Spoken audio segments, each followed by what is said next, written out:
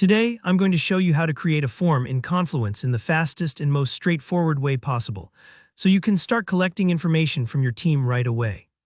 Whether you need a quick check-in form or a more formal survey by the end of this tutorial, you'll know exactly how to set up both a simple native form and a more advanced option using the Forms for Confluence app if you have it. Let's jump right in. First, let's tackle the quickest no-hassle method, creating a manual form right inside a Confluence page with zero apps needed. This is perfect for internal teams who want a lightweight way to gather info, maybe for meeting signups, project updates, or quick feedback forms. Here's what you do. Start by clicking the Create button in Confluence. This opens a brand new page. You can think of this blank page as your digital canvas. Next, to insert a table, simply type /table table and press Enter. This triggers the table block, making it super easy to lay out your fields. Here, the trick: use the left column for your field labels, the questions or prompts you want answered.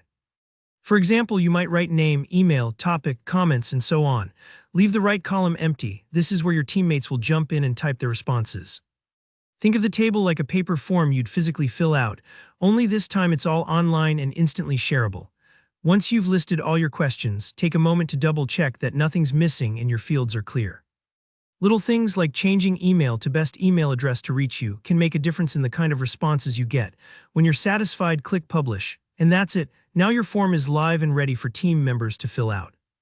You just need to share the page. Each person can add their responses directly in the blank cells, making updates in real time. Keep in mind, this table method is all about speed and simplicity.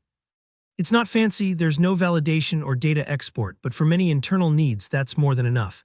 And if you ever need to refer back, you'll find all the entries right on the Confluence page.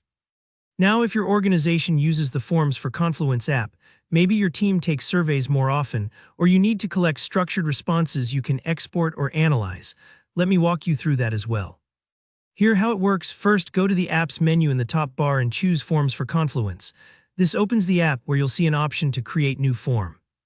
Click this, then give your form a clear name and add a brief description. Think about what would help people understand why they're filling this out. Now for the fun part, designing your form. The builder lets you drag and drop different types of fields, like text boxes for open responses, radio buttons for multiple choice, and date pickers for scheduling. Want to make some fields required or add helpful instructions? You can do that too. Take your time here. A well-designed form means better responses and less confusion. When you're ready to add your form to a Confluence page, head back to any page and simply type Forms. Select the Create Form macro.